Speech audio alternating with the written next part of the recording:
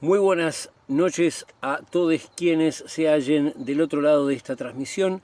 Esta es una nueva entrega de Comentarios de lo Real. Hoy es domingo 24 de enero del año 2021 y bueno, vamos a hablar de las cosas que pasaron en el correr de la semana pasada. Vamos a empezar porque se encontró por un lado el cuerpo de una mujer que había sido asesinada por su pareja, que después se había quitado la vida, Escudero, y se consiguió por la policía científica identificar su cuerpo.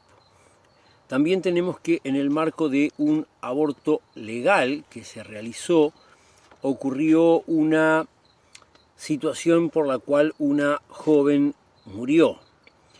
En este momento hay una investigación administrativa para tratar de determinar cuáles fueron las responsabilidades que condujeron a la muerte de esa joven, que de una forma lógica y responsable todavía no sabemos su nombre ni tampoco los detalles, porque un sumario administrativo conviene que tenga cierto nivel de reserva y que no se revele de inmediato. Bien, entonces uno dirá, ¿para qué noticias de las que podemos decir tan poco? Bueno, porque esto pone en evidencia que uno de los temas que estuvimos hablando anteriormente, el tema de los juzgados de violencia de género, son una imprescindible necesidad que debe ser atendida y que el Poder Judicial dice que no puede abrirlos porque en la ley de presupuesto no le dieron suficientes fondos. Bueno, siguen hablando de cómo se va a lograr el tema de que se abran o no esos juzgados. La Suprema Corte de Justicia está reclamando 30 millones de pesos uruguayos, no de dólares, no, 30 millones de pesos, que viene a ser lo mismo que cada uruguayo diera 10 pesos. Normalmente pagamos mucho más que 10 pesos en impuestos, a través del IVA, que nos sale casi la quinta parte de todo lo que compramos. O sea que por poco que sea nuestro ingreso pagamos bastante más que 10 pesos y tienen que enviarle 10 pesos al Poder Judicial por cada uruguayo para que se concreten los juzgados que tienen que ver con violencia de género. Me parece que no habría ni que planteárselo dos veces, que habría que lograrlo directamente. Muy bien, esto fue como un primer tema del momento. Ahora vamos a un segundo tema de esta semana. Se presentó por parte de un legislador del Partido Nacional, Botana, ex intendente de Cerro Largo, un proyecto de ley que permitiría que los conductores de vehículos tuvieran un 0,3 de alcohol en la sangre. Hay que ubicar esto un poquito en contexto. Botana hizo campaña para ser intendente de Cerro Largo diciendo que no iba a exigir ni el chaleco reflectivo, ni el casco, sobre todo no iba a exigir el casco para la moto. Supongo que cualquiera que ande por las rutas, por las calles, con más o menos frecuencia, ha visto un montón de accidentes y ha visto que cuando la gente que va en moto va sin casco, es mucho más grave. A mí, como peatón, me atropelló un auto y obviamente como peatón va sin casco. Yo volé por el aire y caí de cabeza en el suelo. Que bien me habría venido un casco en ese momento si los peatones usáramos casco. Pero no, Botana dijo, no, vamos a no usar casco. Se transformó Cerro Largo en el departamento con mayor nivel de gente gravemente accidentada sin usar casco y también en el departamento con mayor nivel de gente accidentada que en los estudios espirométricos da como que han tomado mucho alcohol. Este señor Botana como intendente cometió una irresponsabilidad que yo diría que por más que legalmente no es de homicidio, éticamente es de homicidio. Y ahora quiere hacer lo mismo a nivel nacional. Vamos a permitir esto. Bueno, algunos de los socios de la coalición, concretamente el Partido Colorado, dijo que lo iban a estudiar, o sea, como diciendo, estamos en el mismo barco, tenemos que decir que lo vamos a estudiar, pero también dijeron que les parecería que por una cuestión de seguridad vial se debería seguir como están ahora. También he leído de algunas otras voces del Partido Nacional que también dicen, no, esto hay que dejarlo, hay que mantener el 0% de alcohol en la sangre. Pero lo patético de este señor Botana llega al nivel de que fue una entrevista por radio con el periodista Gabriel Pereira. Gabriel Pereira es un periodista que muchos lo conocieron en aquel programa que tenía Canal 10 que se llamaba Zona Urbana, junto a Álvarez, Escanlar, Raffo y Bonino. Y después continuó su carrera por otro lado, ha estado escribiendo en El Observador, ha estado escribiendo en Búsqueda. Bueno, indudablemente sí ha estado trabajando en medios de derecha. Pero Botana le dijo que, palabras más, palabras menos, lo trató de zurdito. Dijo que estas cosas que ustedes me echan en cara con respecto a el proyecto de ley de 0,3 de tolerancia de alcohol es una cosa que hacen los zurditos. Pereira, zurdito. Obviamente Botana no tiene idea de lo que es la seguridad vial, de los riesgos de consumir alcohol antes de manejar y menos de cuál es la práctica periodística, política que ha desarrollado Gabriel Pereira a lo largo de los últimos 15 o 20 años. Bueno, dejemos a este señor tan disparatado, vamos a ver otras cosas, pero sigamos primero con los periodistas. El periodista Gabriel Romano fue contratado por la Intendencia de Montevideo para ser un asesor en comunicaciones. La derecha montó, ¡ay, qué horrible! Fíjense cómo le pagan los favores a Romano y lo contratan. Bueno, a ver, vamos por partes. Se lo contrata como asesor en comunicaciones. ¿Qué es un cargo de asesor? Bueno, alguien que tiene un importante nivel de experiencia y que le dice a un gobierno municipal, en este caso, cómo relacionarse con los medios electrónicos, con los medios de prensa, con las redes sociales, con todo ese tipo de cosas, para que les explique cómo comunicarse, cómo llegarle a la gente. Una de las cosas que quedaron claras fue que en los gobiernos pasados el Frente Amplio no tuvo claridad en cómo llegar a la gente. Contratar un asesor para comunicar lo que hace la Intendencia me parece fenomenal. Bueno, ellos no, echan, qué horrible, le van a pagar 145.000 pesos por mes. Para mí es un platal, pero para el tipo de responsabilidad y el tipo de cargo que es, no es nada.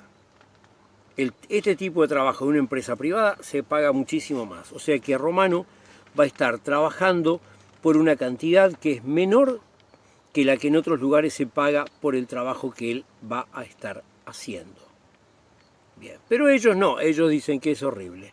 Bueno, hablando de trabajo, el Zunca está diciendo que en Maldonado, o sea, se gana un puesto de trabajo, Romano, pero en Maldonado se pierden 500 puestos de trabajo, el Zunca lo está indicando.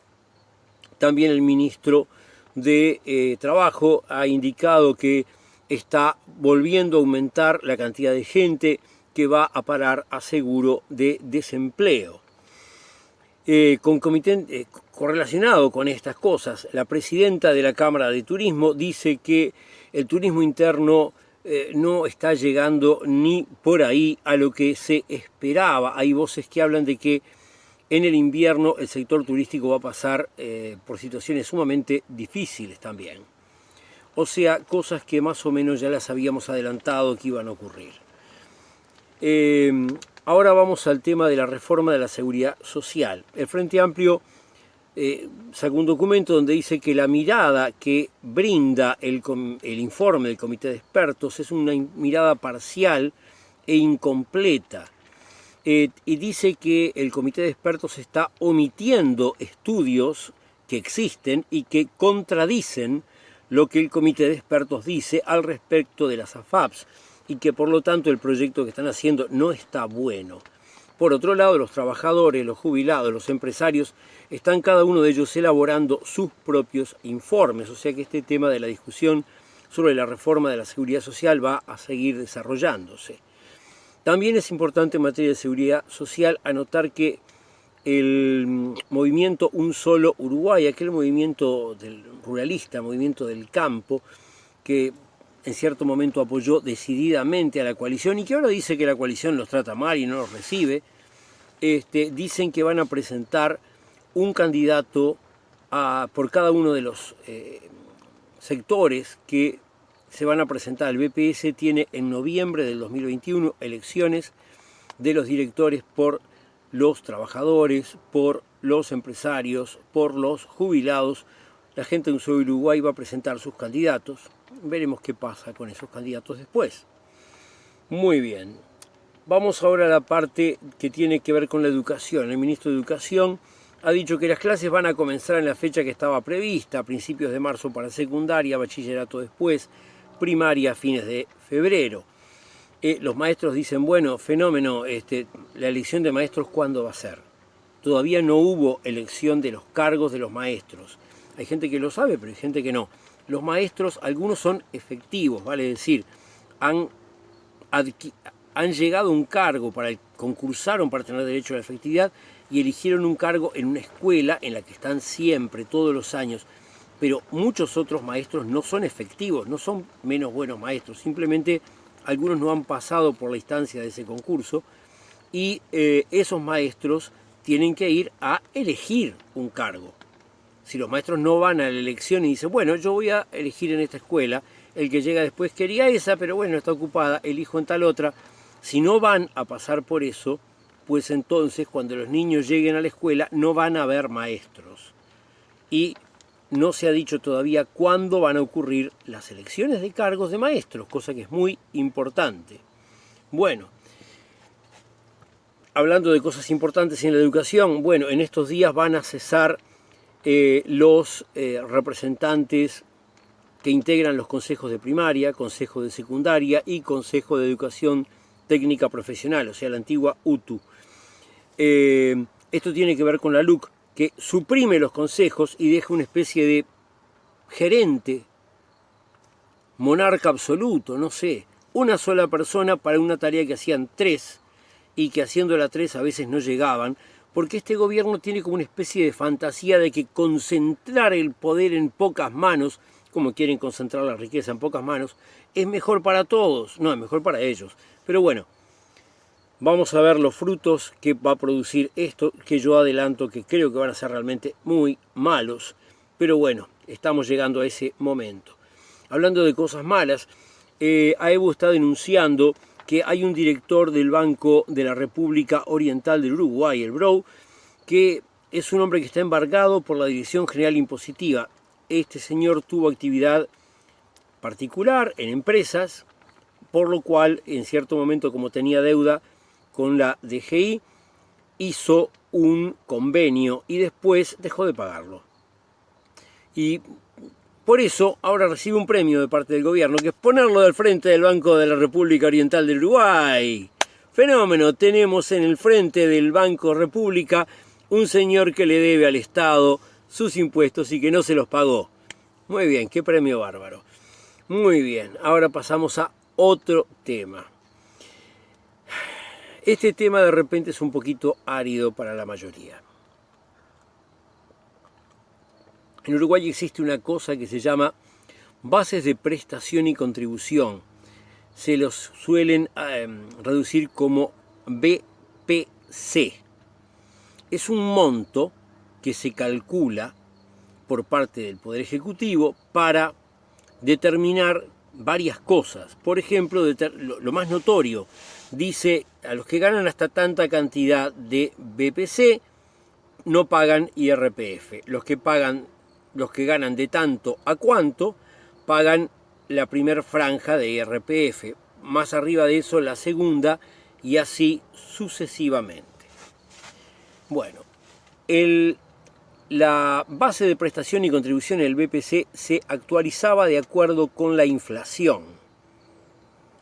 La inflación subía un 10%, subimos el BPC un 10%. Subía un 5%, lo subimos un 5%. Subía igual que el promedio de los precios. Ahora este gobierno decidió que no. Este gobierno decidió subirla igual que los salarios. Y tenemos que la inflación subió más y los salarios subieron menos. entonces la base de prestación subió menos. Eso significa que la gente va a pagar de ahora en más IRPF con menor cantidad de ingreso. Vamos a hacer un ejemplo con números arbitrarios. Estos números son inventados, no son reales, pero creo que da un ejemplo más claro. Supongamos que la base de prestación hubiera valido 1.000 pesos. Bien, cuando tenés 3 bases, o sea, ganás 3.000 pesos, tenés que empezar a pagar impuestos. Fenómeno. Pasa un año entero, viene este gobierno. Entonces, la inflación, supongamos que fue del 10%. Entonces, los precios le subieron a la gente y ahora para comprar lo que antes se compraba con 1.000 pesos hacen falta 1.100. Pero los sueldos subieron un 5% en este ejemplo. Por lo tanto, la gente ahora, en vez de ganar 1.100, gana 1.050. Bien, entonces subieron el BPC a 1.050. Con el criterio de antes, 3 BPC eran 3.300 pesos. Si tu sueldo no llegaba a 3.300, no pagás IRPF, más de 3.300 pagás en la primer franja y así sucesivamente. Con esto que hicieron, 1.050 por 3 son 3.150. O sea que ganando un 150 pesos, en el ejemplo, menos, ya vas a estar abonando IRPF, por lo cual mucha más gente va a estar pagando IRPF, no importando que ganan menos y no importando que en realidad los precios se le fueron mucho más arriba que sus sueldos, o sea que aumentan la injusticia del sistema impositivo con este modelo. Recordarán tal vez que el PIT-CNT en los gobiernos frente amplistas venía diciendo: está bien el sistema progresivo, pero está muy abajo, hay que aumentar el mínimo. Bueno, esta gente no solamente no aumentó el mínimo, lo bajó el mínimo. Siguen siendo 3 BPS, pero valen menos. Pero no solamente eso, también el FONASA. Ahora más gente tiene que pagar mayor cantidad por FONASA, y no solamente eso. Asignaciones familiares y otros beneficios sociales se calculan de acuerdo con las BPC, lo cual significa que ahora asignaciones y otras cosas van a subir menos. No solamente te hacen pagar más, te dan menos dinero. Claro, porque las asignaciones familiares son para esa manga de vagos que no quieren trabajar, que solo tienen hijos. Bueno, eso es lo que piensa la gente de la oligarquía y la gente que lamentablemente no es de la oligarquía, pero ha sido captada por su discurso. Por eso es importante entender que la modificación de la forma de cálculo de las bases de prestación y contribución es una nueva acción que se coordina y se suma con la suba de las tarifas, con la suba de los sueldos por debajo de la inflación, la suba de las tarifas por encima de la inflación, la carestía de los precios, la suba del dólar que nos deprimió de golpe a todos el salario. Todo ese conjunto de cosas ahora se suma a esto para seguir robándole al trabajador y beneficiando al que tiene mucho. Bueno.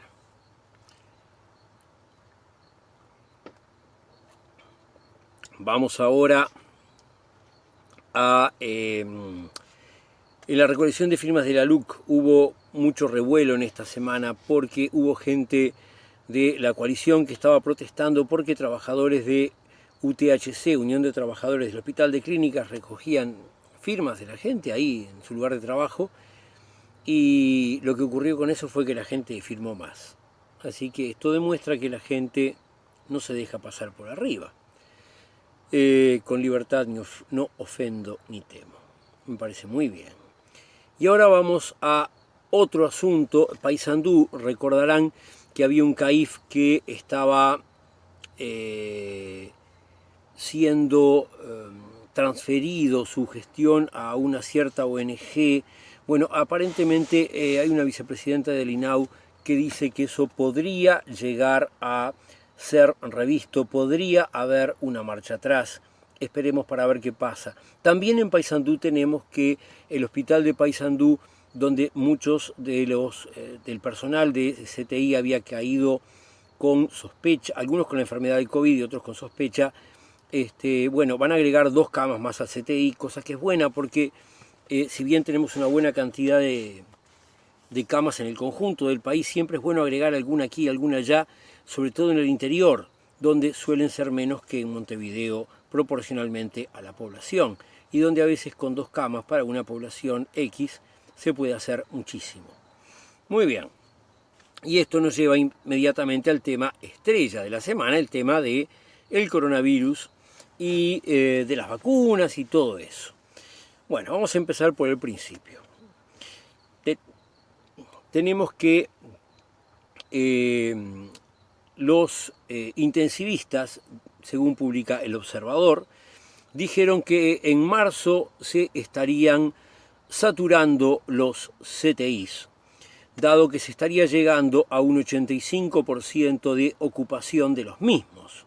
Atención, no al 100%, porque, como hemos dicho en algunas entregas anteriores, no es solamente la cantidad de camas de los CTIs, uno tiene que tener médicos, licenciados en enfermería, auxiliares de enfermería, todo el equipo con capacitación para atender en un CTI. Bien, entonces estaríamos, según los intensivistas, en marzo llegando a esa cantidad.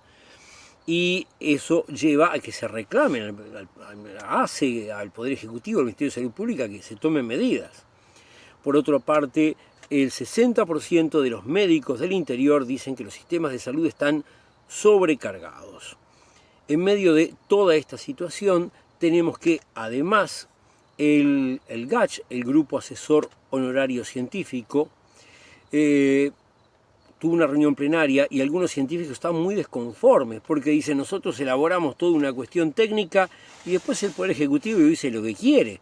Ha trascendido, por ejemplo, que el GACH no estaba de acuerdo con la extensión del horario de los bares hasta más allá de las 0 horas y, cediendo a las presiones turísticas, el gobierno en muchos departamentos habilitó que eso ocurriera y rápidamente Rocha, Maldonado y otros lugares más los corrieron para hacer caja.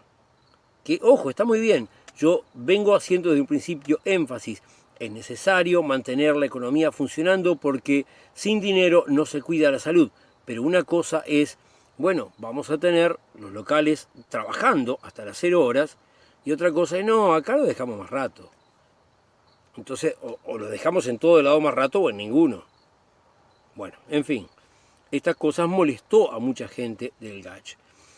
Y empezó a trascender. También trascendió que en la frontera, en el Chuy brasilero, el Chuy con I latina, y en Santana do Livramento se está empezando a vacunar, y entonces algunas personas que son binacionales estarían tomando sus vacunas del lado brasilero, cosa que está muy buena.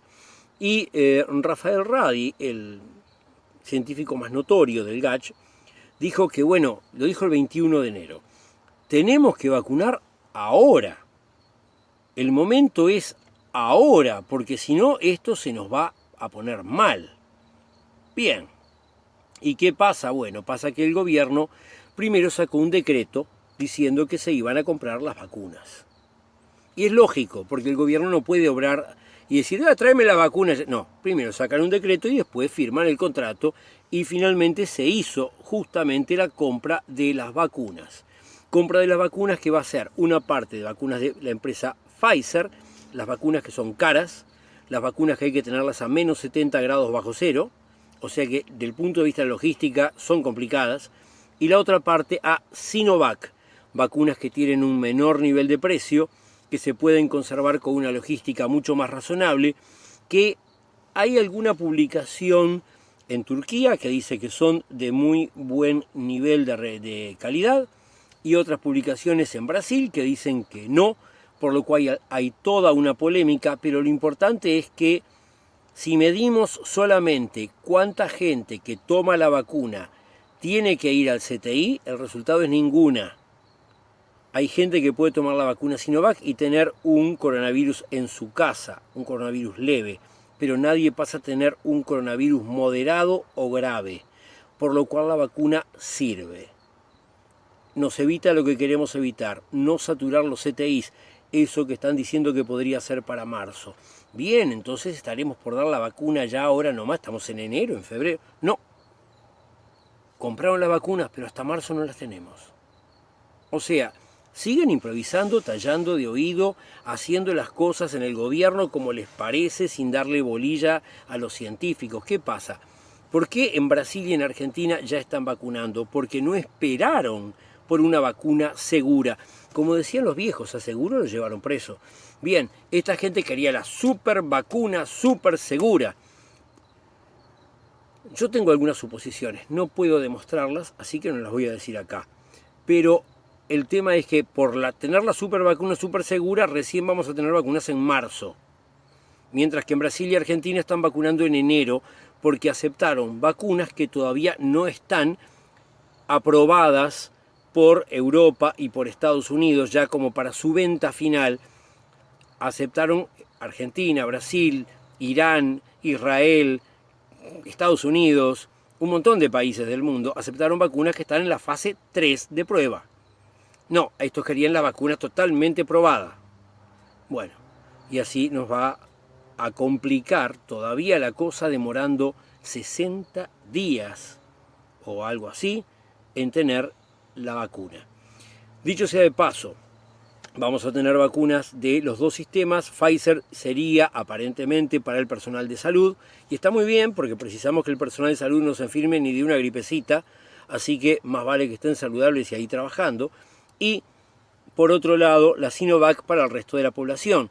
Pero además vamos a recibir medicamentos, vacunas, que van a venir por el mecanismo de la Organización Mundial de la Salud, que se llama COVAX, que es una especie de bolsa de compra de vacunas para poder tener a bajo precio para todos. Y este mecanismo va a llegar en algún momento más adelante. En total se apunta a que se vacunarían 2.800.000 uruguayos en una población total actual de unos 3,5 millones, se estima, por lo cual quedaría todavía una parte afuera, más o menos un 20%, que puede ser gente que no se quiera dar la vacuna, o gente que tenga contraindicaciones para darse la vacuna, o lo que sea. Pero la enorme mayoría va a estar vacunada, y eso nos va a permitir ir encarando a lo largo del año 21 una cantidad de cosas que van a ir mejorando. Esperemos. Una noticia buena que está vinculada con esto es que por primera vez en mucho tiempo bajó el nivel de cantidad de gente infectada que está enferma en CTI. No hablo del total de gente con COVID, no, solo la gente que está en el CTI. Medido a los días viernes, que es lo que estoy corroborando todas las semanas para tener seguridad que cuando grabo esto ya el dato está seguro. El viernes 15 habían 116 personas en CTI, el viernes 22, 94, o sea un 19% menos. Es la primera vez en mucho tiempo que tenemos una baja. Esa baja puede deberse a que la gente se fue de vacaciones y si se sienten mal los están revisando. Se puede deber a que como están de vacaciones se hacen más difíciles los testeos. Se puede ver a que la gente está más dispersa y entonces no se contagia tanto. Se puede ver a muchas causas, ¿tá? Ahora, lo que yo espero es que si el gobierno cuando las cosas salían mal decía la culpa es de la gente, ahora que salió bien diga la culpa es de la gente. Esto está mejor porque la gente algo está haciendo muy bien. Bueno, será hasta la semana que viene.